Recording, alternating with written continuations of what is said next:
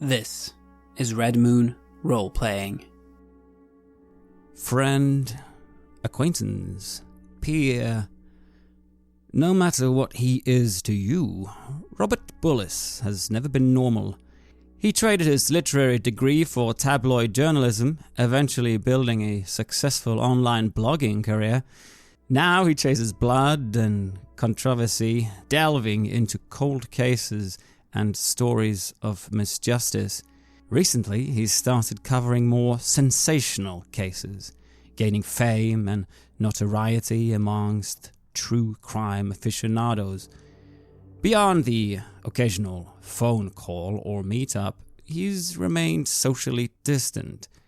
But this week, he contacted you both out of the blue, sounding panicked, claiming he uncovered evidence of police involvement with several homeless killings.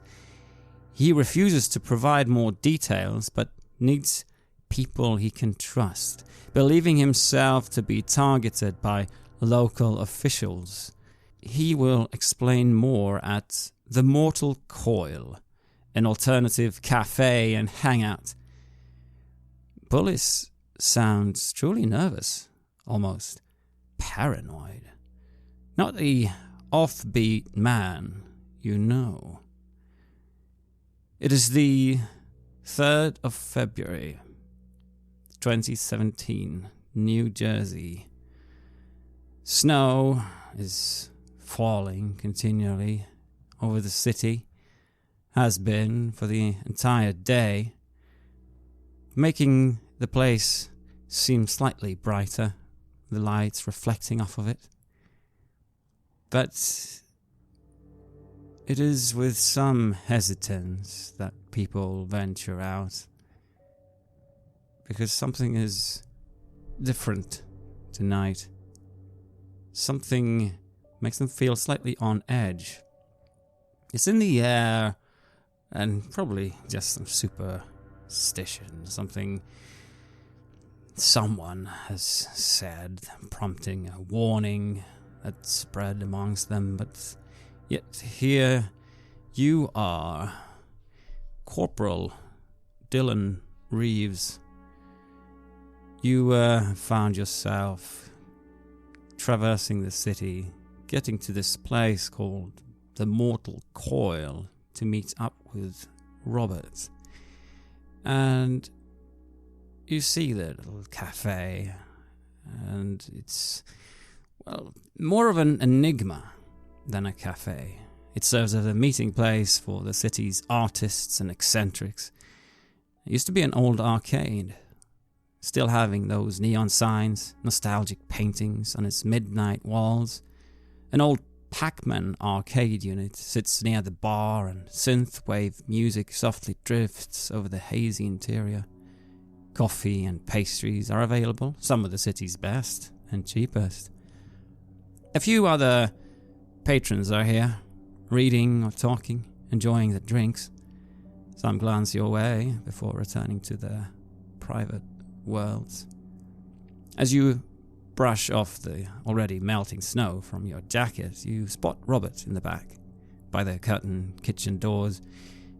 He looks haggard, his tired eyes scanning the room nervously. Beaten-up camera bag sits next to him. His hand is resting over it protectively. His features are harried, pale, as if he hasn't slept in ages. Why don't you describe how you became close friends with Robert? Was this a recent relationship, or have you been childhood friends? So yeah, I'm Dylan Reeves, 33, former Army medic turned night shift EMT.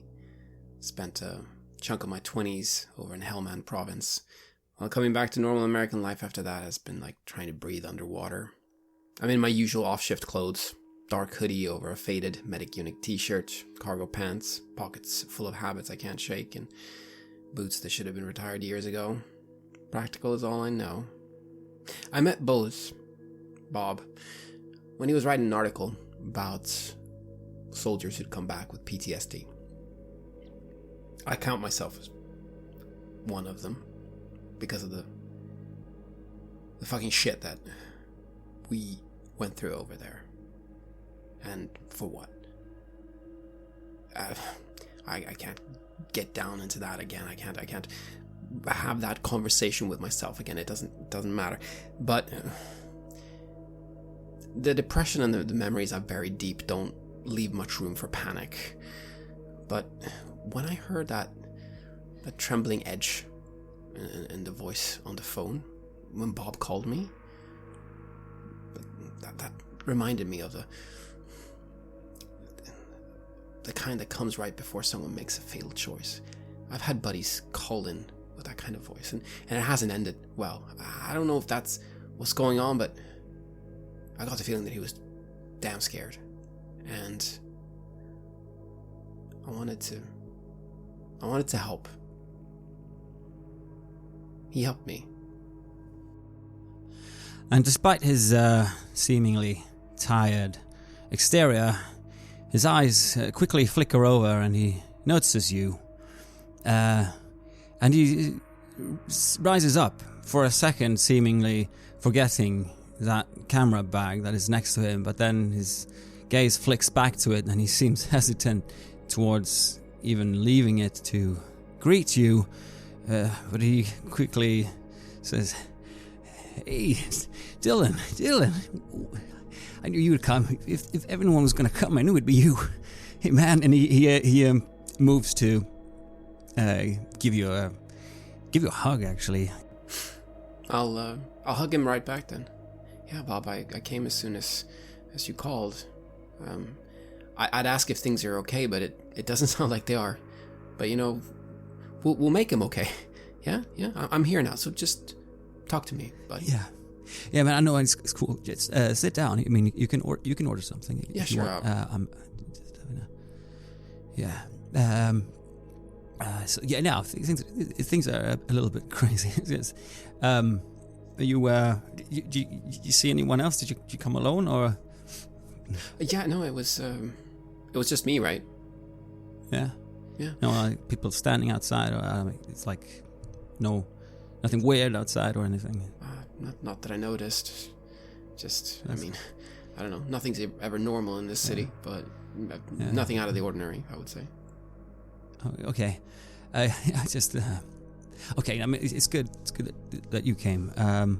I've been all right. I just I've been digging into stuff, as I do. There's always something, and he seems hesitant to get into it. And as he mumbles through a little bit of small talk, then outside another person shows up. Perhaps someone less expected to show up for this particular meet. And that's Greg Tanner. You too have braved the winter night and the falling snow that's having cars already struggle a bit with their brakes. Who are you, and what is it that what brought you here? I'm Greg Tanner, 34, shortish blonde hair, mild goatee, wearing a big yellow puffer jacket and a scarf and gloves, because it's fucking cold. I'm a photojournalist. I would like to say I've worked for some good magazines, but most of them lately are absolutely shit. And I am not doing well financially, which is grating because I deserve to do well financially. I won a fucking prize 5 years ago. Not that anyone cares. Why am I here? Well, because Robert Bullis rang me or left a voice message. Robert Bullis is, I don't know, fucking drunk, a waste of space, talentless. Well, maybe not that talentless. Maybe he could be talented if he actually applied himself. I know him because 4 years ago, he was part of a big project at one of the magazines I was running. It was actually something kind of important. It was a big political piece, and he fucked it up. He fucked it up royally. He just wasn't there. Half the brief that fell to him, he didn't do. And the whole project fell apart, and I lost a lot of money. That magazine let myself and him and several people go because of that. And, well, fuck the guy. But he sent me a message, something about some big piece, and quite frankly, in the magazine I'm currently working at, doing celebrity gossip bollocks. A big piece. Maybe it could be fucking useful. It probably won't be. At the end of the day, he owes me $50, and I haven't been able to collect it, so what a better time to do it than tonight. Not like I'm doing anything better. So I stroll up here, eager to meet him, listen to what he has to say, probably be nonsense, and get my money. And you find this place as well, the Mortal Coil. May or may not have heard of it. As you enter as well, you see him already engaged in a conversation. There's not a big crowd of people here, so it kind of stands out why that brown van was standing around the corner like some anchored news vehicle ready to make a scoop. But there's a few here and there spread out over the fairly big place. I mean, it still used to be something of an arcade hall. But you do see him, and you see him in there. You actually, when you received the email that you got, you saw that it was already copied into about 20 more people. Some you knew from the journalist world. You're pretty sure he just reached out to everyone in his class and everyone around.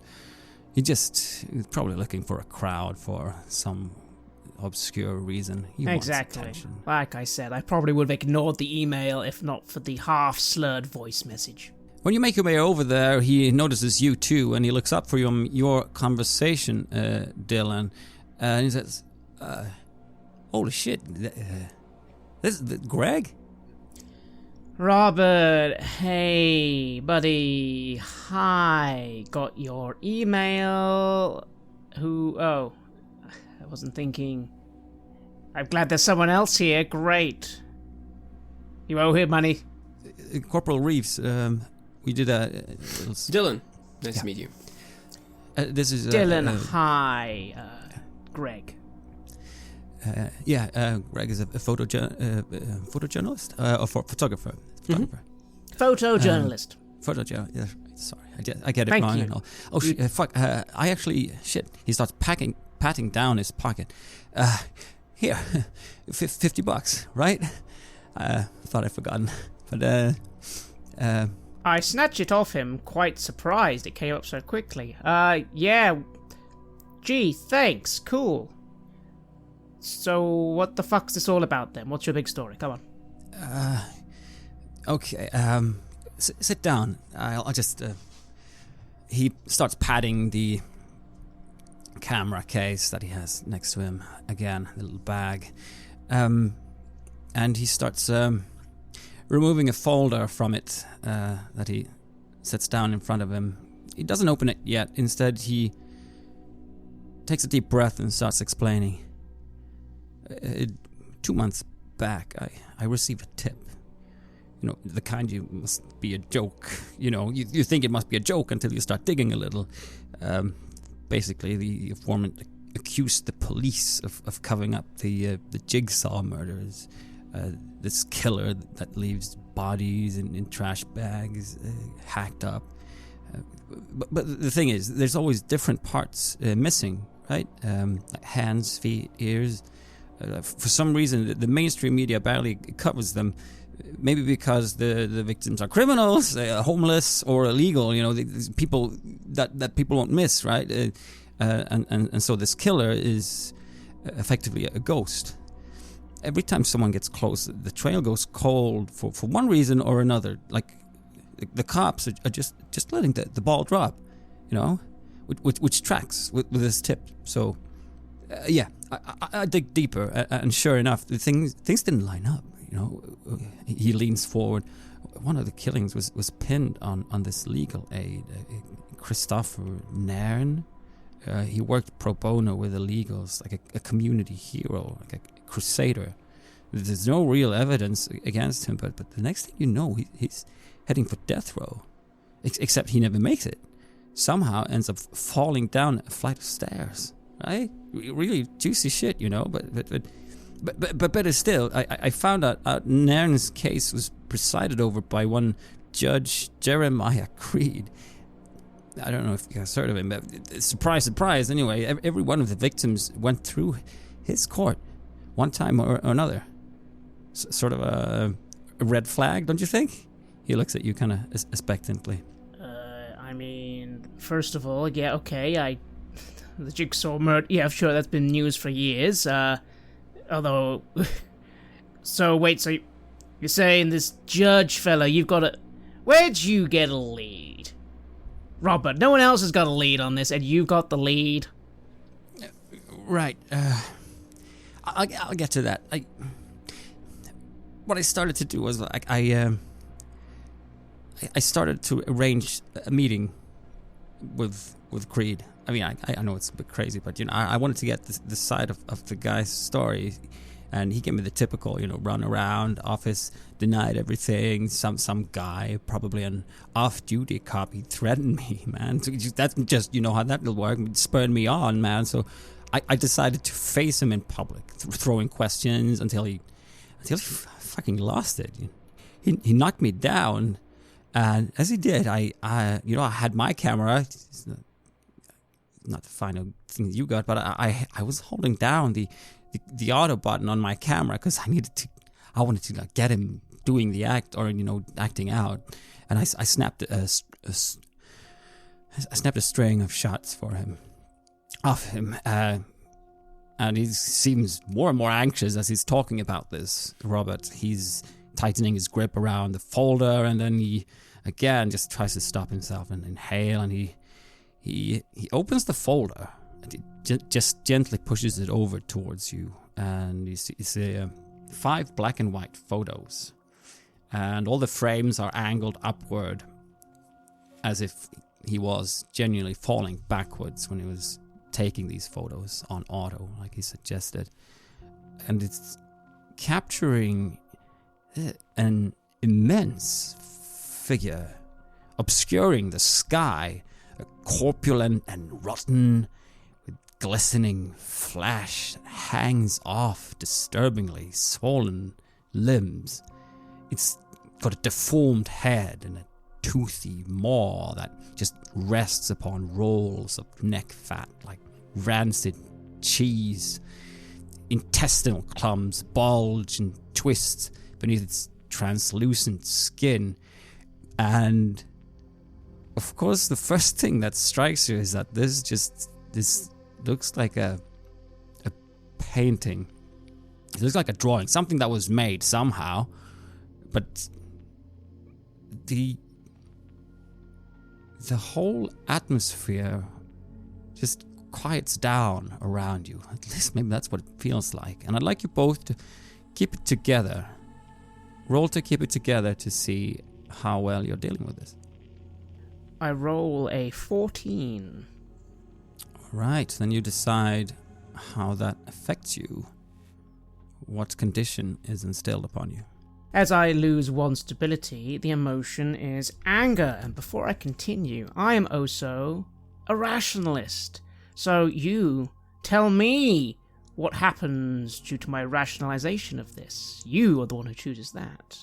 I'm angry initially because, of course, as a rationalist, I think that this is all a really stupid, obvious Photoshop, and I'm very angry that potentially Robert is wasting my time, as I thought. You see several heads just lift, almost as one, in the cafe. There are a couple sitting there, people in groups, and here and there, one head just turns around, looks straight at you with empty-looking eyes.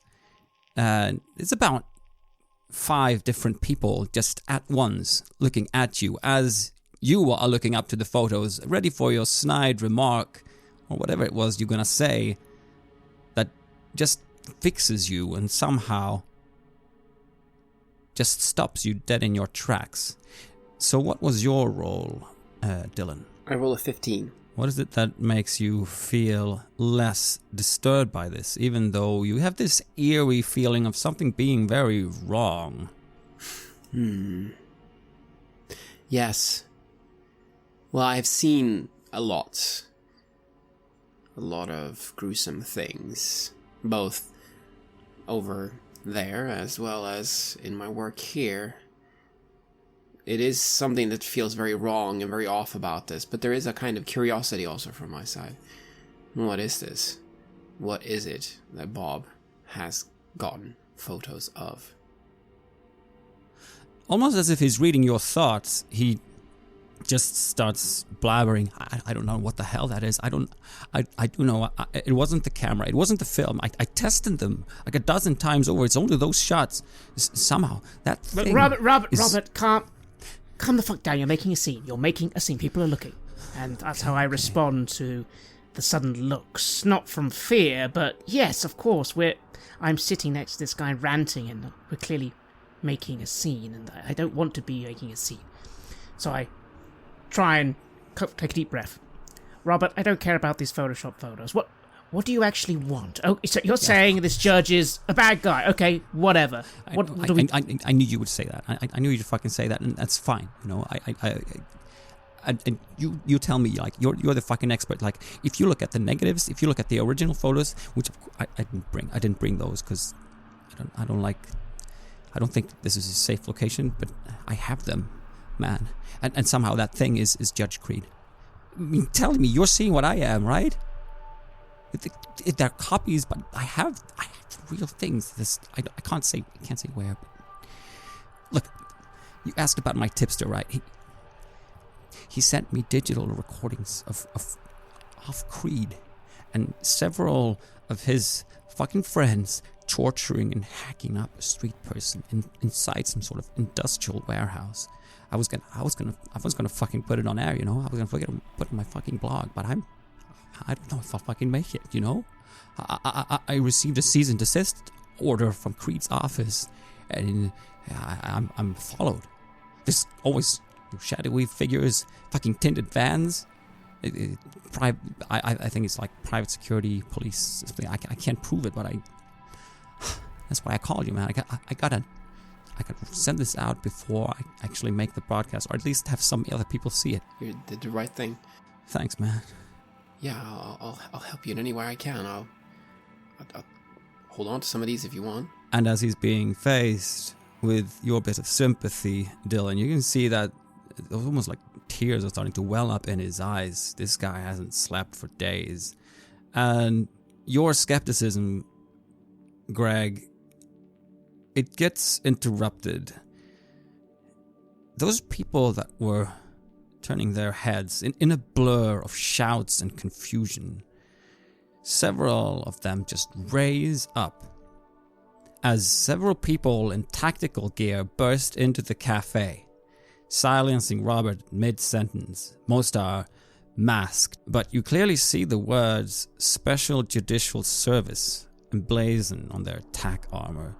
Two patrons also leap up, along with the people that were looking at you, Craig.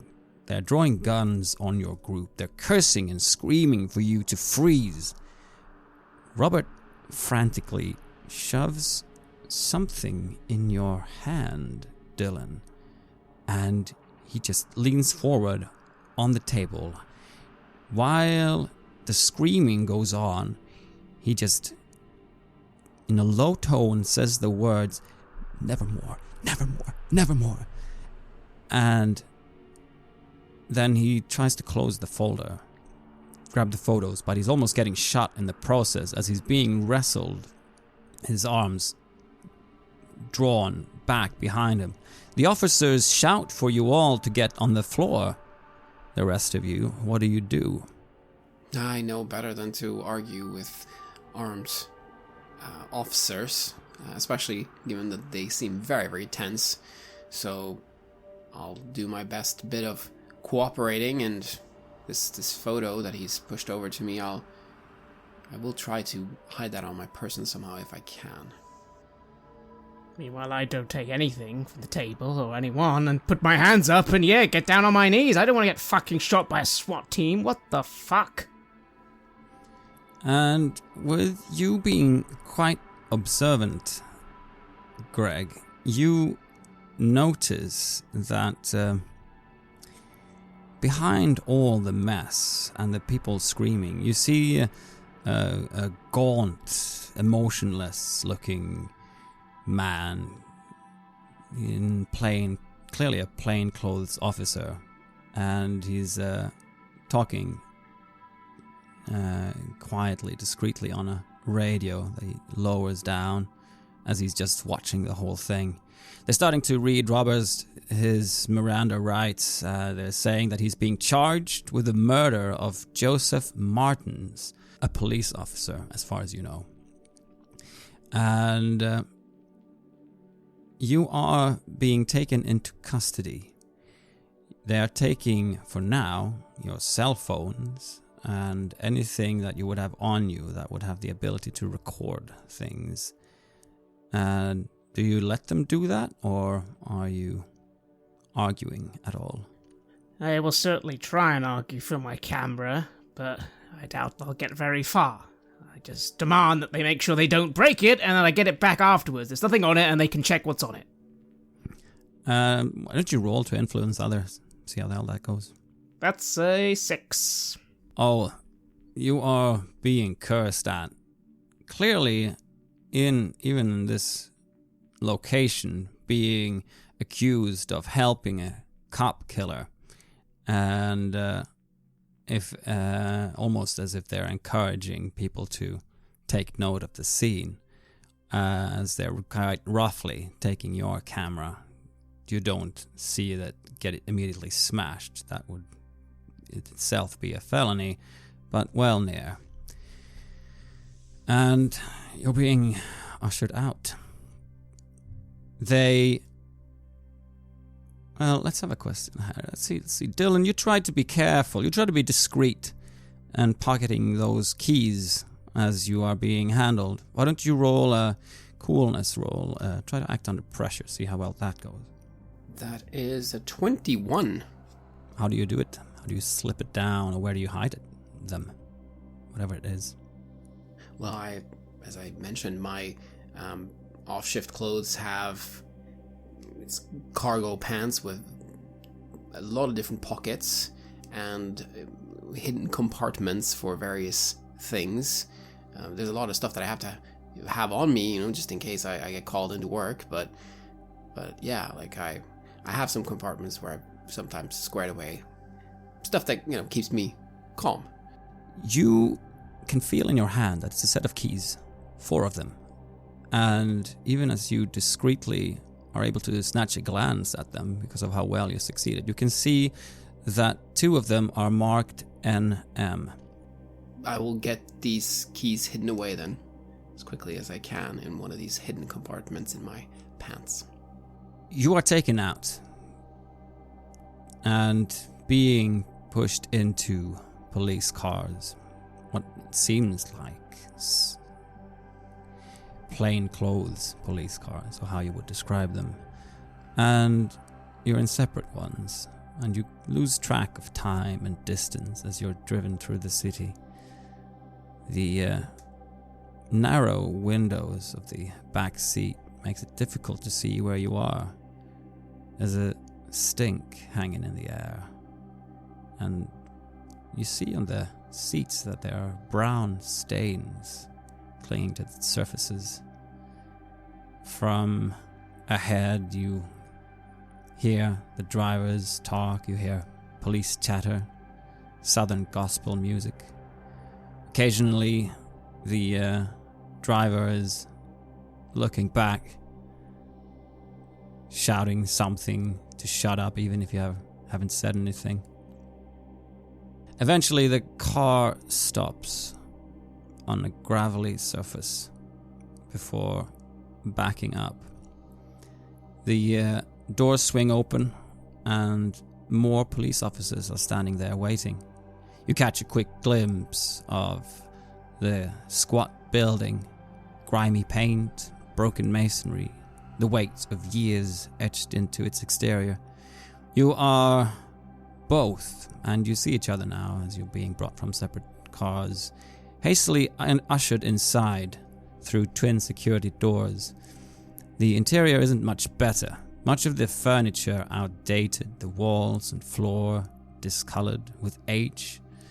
You catch a quick glimpse of the sign, County Sheriff's Office, number 5, before you are hustled up a flight of stairs and pushed into a secluded room. You are both you there. All you see is a handful of plastic chairs and a table that dominate the confined space, lit uneasily by fluorescence. A singular mirror takes up the far wall, and there's a stained bucket sitting in one corner. What do you do as silence falls for a second? Well, as for me, I'm just trying to stay calm, not panic. It can't hold us without, well, any proper reasons. So I'll just not give him anything. I know my rights. And Greg, what do you do as you are bundled in here with this guy that you don't really know? I pace a little and go to the door and bang it a little, saying, Hey, where's... I got a phone call. We get phone calls. Where the fuck's our phone call? Hand stings surprisingly from the impact of banging on the door. And you both feel a bit strange about this place, about the smell. Is it that? Is it the atmosphere? It's almost like you feel a sting of guilt, as if you actually did something. Did you do something? Did you deserve to be there? There's a small sense of wanting to make sure that they know that you're innocent. You're not supposed to be there. And after an agonizing hour, 2 officers enter the room. It's one man and a woman. And they're accompanied by other officers that push you down towards the chairs. And you are put back into handcuffs again, even after not having them in here. And the man starts talking immediately. All right, you fuckers, what's your involvement with Robert Bullis? I'm a friend. Robert Bullis doesn't have any fucking friends. Why did you meet with him? He called me. Said that, he needed someone to talk to, and that's who I am. I help out my friends. The woman sits a bit quiet, leaning back, taking notes, and is glancing over at you, Greg, and it's like he's hungry, viscerally searching for something. And what about you? What's your thing? I'm not saying nothing till I have my lawyer present. I'll tell you what, they'll come there in the morning. Until then, we expect you to help us out as good as you can here when a fucking colleague of ours has been killed. I don't know nothing about that, so I can't help you. The woman leans forward and says, You are Greg Tanner, yes? Photojournalist for, what's the name of the magazine? Oh yeah, you were doing that little shoot for preschools, trying to show health and stuff. Is that what you're into? Into little kids? Wait, what? No. What the fuck? That article was like a charity piece. Oh, that's what you call it, yeah, okay. She is leaning back, and the man goes on, okay, so it's pretty clear what kind of fucking idiots we've got in front of us. And he laughs. He looks like he's kind of out of his mind in a way. What do you make of this, Greg, as it starts out this kind of strange and chaotic way? I'm thinking, while I don't know why my associate bothered doctoring photos to get us involved in this case, he obviously is right. He actually does have some fucking evidence on this judge, and the judge is fucking putting the screws on him, and now us. God fucking damn it, Robert. You had to meet us in the... Fucking Robert! Fuck, I need my lawyer. I need my lawyer here. Otherwise, we're fucked. Well, I don't know about this other guy, but I'm fucked if I don't have my lawyer. They're clearly going to try and pin something on us. And as he goes on a harangue of people trying to protect murderers, he gets interrupted again by the more quiet woman with her insinuations. And she leans forward and looks you in the eyes, Dylan. You were doing quite well during your years of service. I see here Corporal Reeves, working as a medic, keeping interrogation subjects alive. Is that right? As they were being tortured and your superiors were threatening you to keep them going. I'd like you to roll for repressed memories, please. That is a 11. As your mouth starts moving and you want to say something about this, something unearths itself and bubbles up that you can't tell if it's your imagination or if it's reality. You remember witnessing your superiors there, standing behind you, fists clenched and various torture instruments ready to be put to use, threatening to put them to you if the woman in front of you dies. And you hear your own voice begging her over and over, please don't die, please don't die. For the fear of your own life, for the fear of never seeing those you loved again. What does this make you feel as she suddenly turns a page to something that people really, no one should know unless they were there? Fear and shame. These are things that I'm supposed to have hidden away in one of my many pockets. Things that are not supposed to be brought up. This is what I left behind in Helmand. It wasn't supposed to come with me to the US. I didn't do that. I didn't. No, I was not a part of that. I helped people. That's what I did. Help people. Jesus fucking Christ. This is what we have, right? Two people trying to protect a cop killer.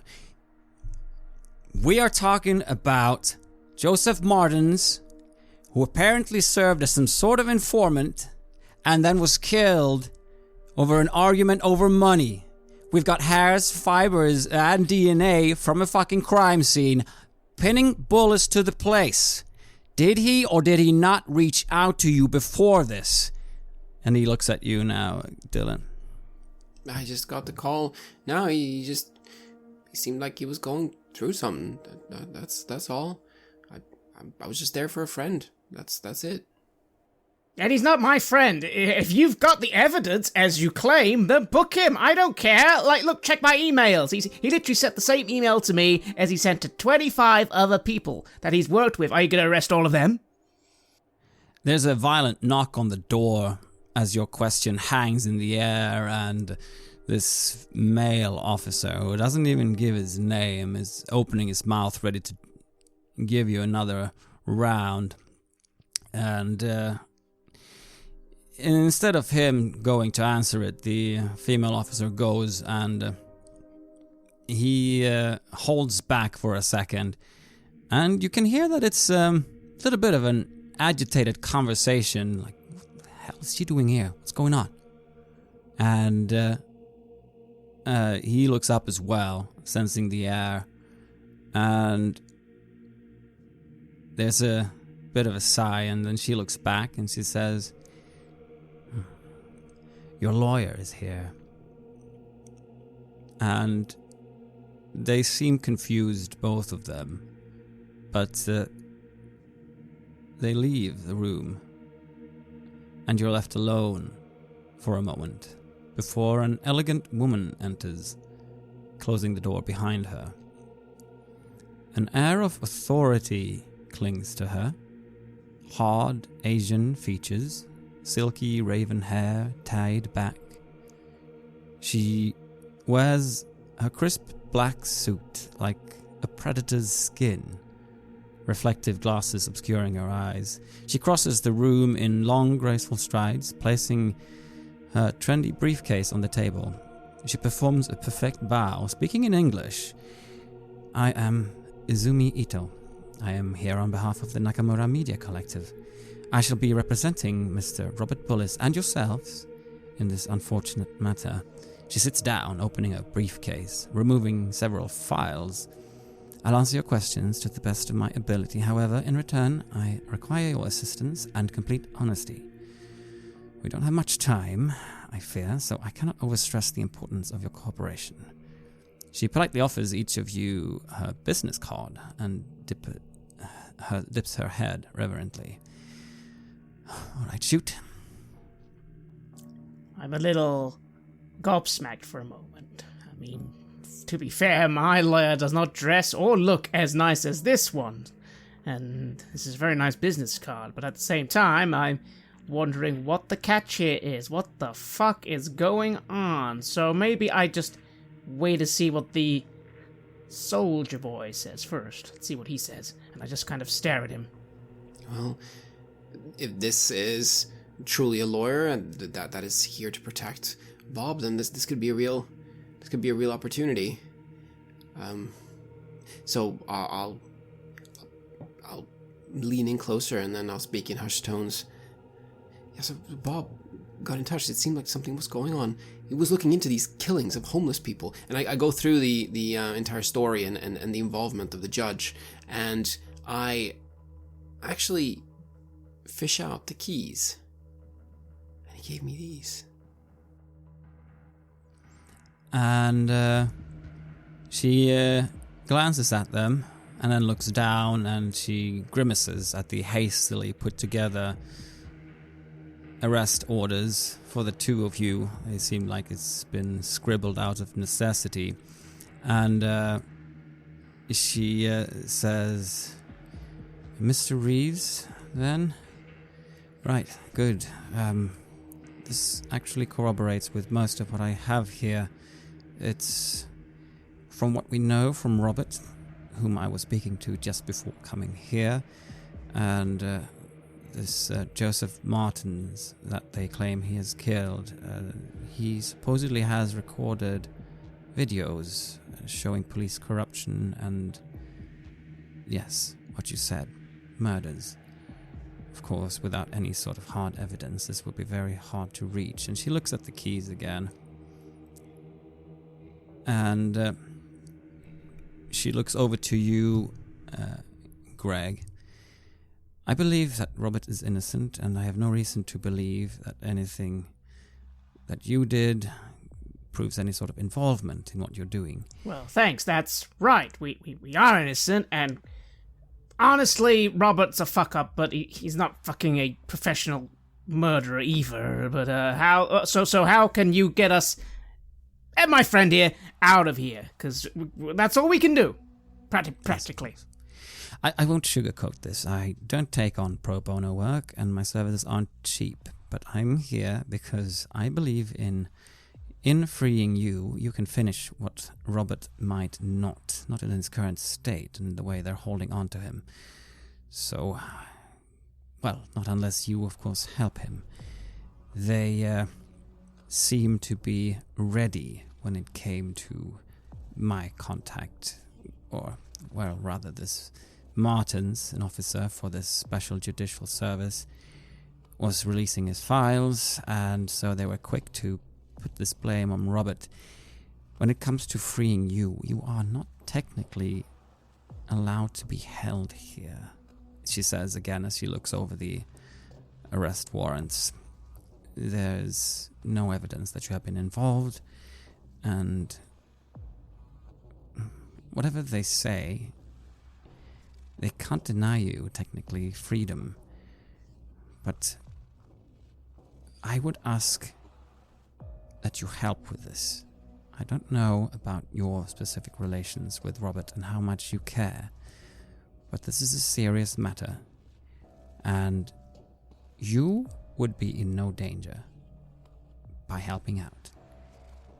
I can't be involved directly, and I have to go back to make sure that Robert is getting fair treatment. So, wherever those lead to, which I suspect you might know even better than I am, she points again at the keys. I would ask that you find what you can. If these videos exist and any other evidence, then please contact me. You both have my cards. Any other things I can help you with right now? Question. Sure, yeah, actually, yeah, okay. So find the evidence, which is great, but, after, it's all gone through court and everything, who will you be allowing to do the reporting? I'm sure that once Robert himself has been released, this is in his hands. We are only concerned with him letting him run his quite lucrative blog channel. That is how we come into the picture, really. The Nakamura Media Collective has received, exclusive rights to publishing it, and we would like to keep it that way. But Robert, on his hand, I'm sure will be very happy to repay you if he can. Yes. We have arranged so that there should be no problems with you getting out, and there will be a driver outside. Nakamura Media Collective. I kind of simmer in my seat a little. Not entirely sure I'm satisfied with Robert gets to pay me, but then maybe I don't have a choice. I just sort of sulkily go, sure, fine. Yes, thank you, great, yeah, just get us out of here, and yeah, sure, and I'm sure you want to help Dylan, right? Of course. Bob's a friend. I help my friends. That's what I do. I repeat again as almost like a mantra. Good. And I'm sure he will repay you with his gratitude. And, well, him being alive, which should be a good thing, I think. Until further notice, I would ask you both to stay away from the police, especially anyone from the Special Judicial Service or this Judge Creed. You are considered suspects, although there's no evidence to pin on you, so please proceed carefully. And she collects herself and the file back into the briefcase, and she looks at you to put the keys away before she moves to the door. As she leaves, just moments later, the two officers return, and they're now accompanied by the man that you spotted, Greg, in the cafe, still wearing plain clothes. And he takes over. All right, the two of you, we're going to need to keep you for a bit longer, just a few more questions while we try and sort out Robert in the other cell. And then the woman takes a seat again.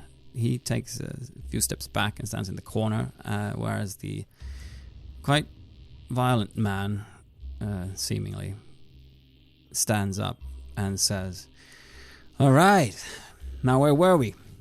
Oh, that's right." He looks over at you, Greg. "You were about to lick my shoes. Do it. Lick my fucking shoes." And he goes over towards you.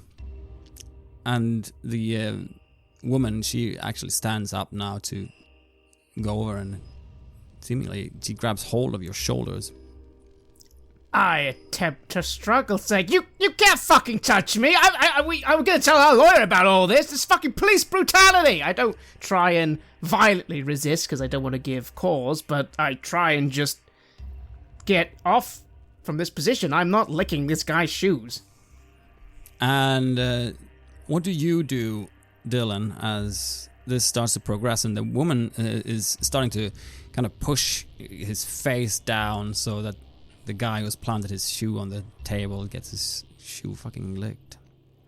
Do as he says! I am not certain how to approach this in the best way. I don't want to antagonize the police. If I do violence upon them, then what will happen is that we will be held for for assaulting officers, and that's not a good idea.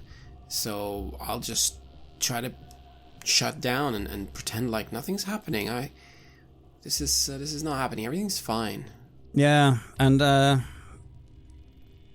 this goes on, and you're being forced down to at least kiss his feet, and then he starts yelling again, throwing accusations, and she starts spinning ideas of what you might have been doing and where, and you can't really remember who of you that asks if you can leave, as your minds slowly start deteriorating, because this is what it feels like, being in this place and the mistreatment of them.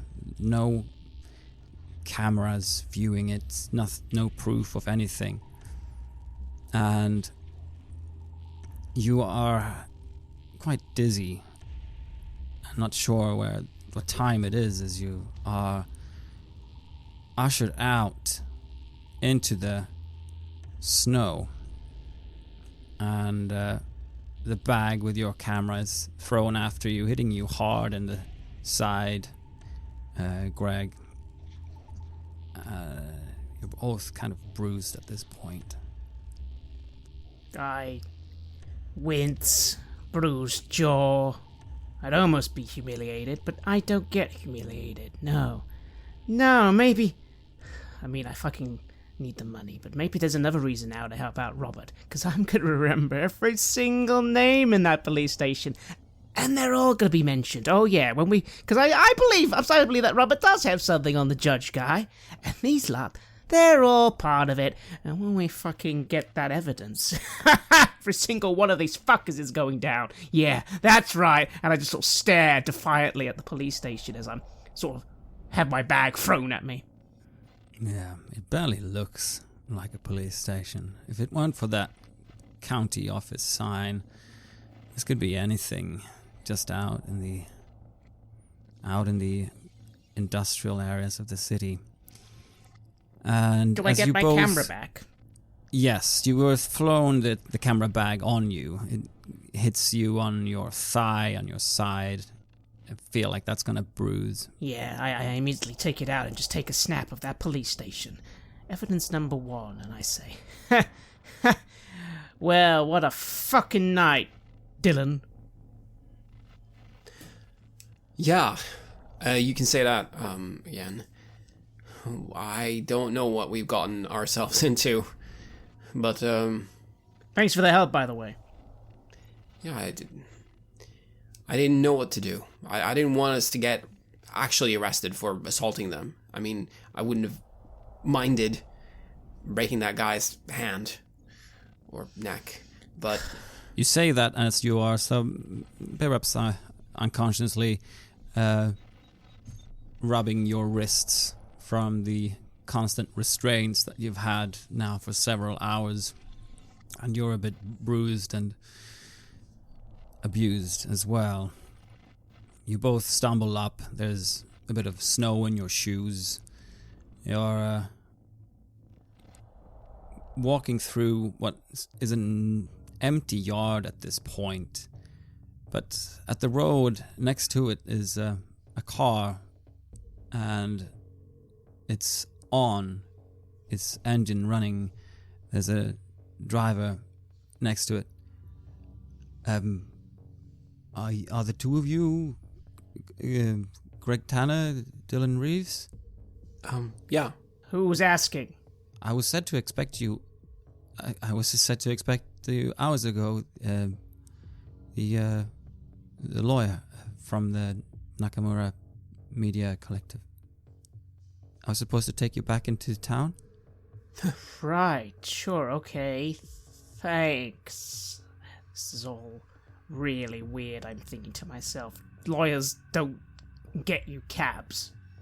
And yet, this is what being offered to you. Whether you go with the offer or not, you are going to be finding yourselves on the way back to the city. Perhaps with them, perhaps in a cab that you order yourself, or perhaps picked up by some other friend who is eager to help you out on this now turning into a cold February morning.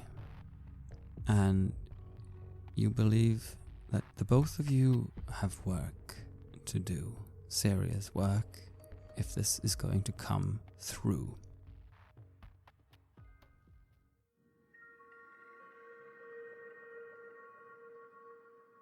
You have listened to an episode of Red Moon Roleplaying where we played Frozen Moments, which is this year's KULTMAS scenario released by Helmgast for KULT Divinity Lost.